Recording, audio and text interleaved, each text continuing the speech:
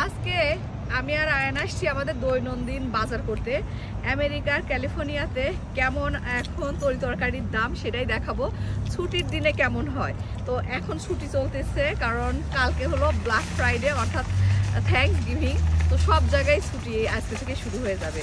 তো চলেন দেখি কেমন বাজার। আমাদের বাংলাদেশের সাথে এখানকার পার্থক্যটা একটু দেখবো, কারণ অনুষ্ঠানে এই জায়গায় সবসময় দাম কম থাকে, সেটাই আজকে দেখাবো। আসেন।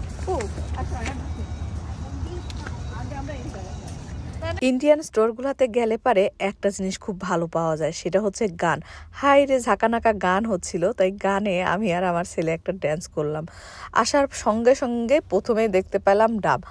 বিশ্বাস করেন আমি জানি না আমার কেন যেন ডাবের প্রতি অন্যরকম একটা নেশা। ডাব কিনতে এসে দেখি $5.99, কোন একটা কাঁচা ডাব 600-650 টাকা, এই জন্য রেখে দিলাম।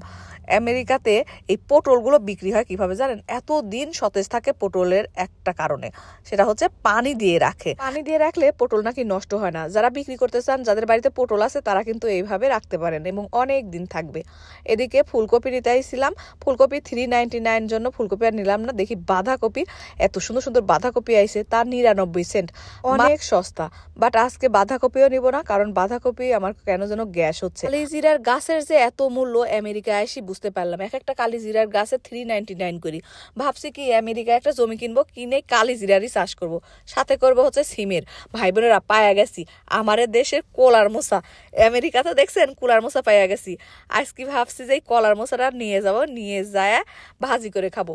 জীবনে কখনোই আমি রান্না করি নাই, এই প্রথম আমি কুলার মোচা নিয়ে যায় রান্না করব। কিন্তু অবাক হয়েছে কি জানেন, কচু দেখি, কচুর পাতা $8, মানে চিন্তা করছেন যে 900 টাকার এই যে এইটুকু কচুর পাতা।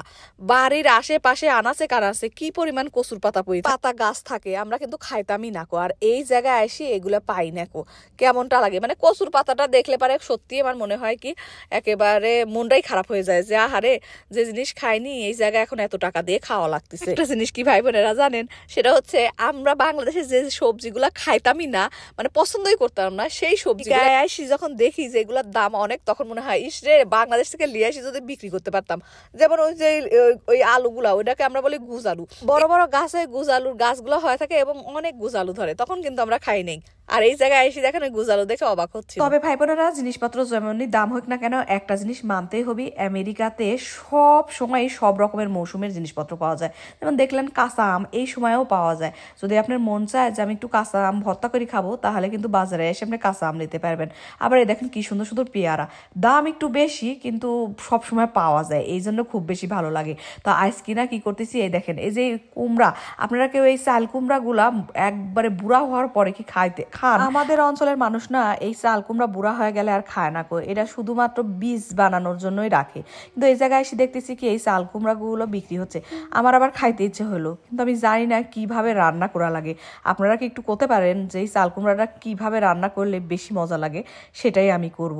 আর এখানে দেখেন কি সুন্দর সুন্দর টমেটো, সারা বছর তো কই না টমেটো পাওয়া যায়। আমার একটা জিনিস দেখলে সবচেয়ে খারাপ লাগে আর খুবই লাগে, সেটা হচ্ছে যে রসুন।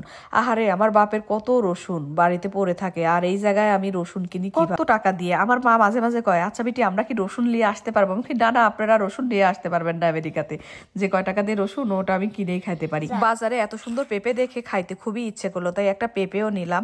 পেঁপের দামও অত বেশি না, মোটামুটি সস্তার ভিতরে কিনলাম। বাজার অনেক করে ফেলছি, এই যে এখন এটা যাবে হচ্ছে 4-5 দিন, এর বেশি যাবে না, কারণ খালি ফলমূল বেশি কিনছি।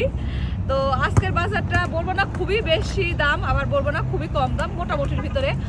তবে কালকে দাম কম থাকবে ভাই বোনেরা, কালকে আবার এসে বাজার করবো। যাই হোক, ভালো থাকেন, সুস্থ থাকেন, আল্লাহ হাফেজ, বাই বাই।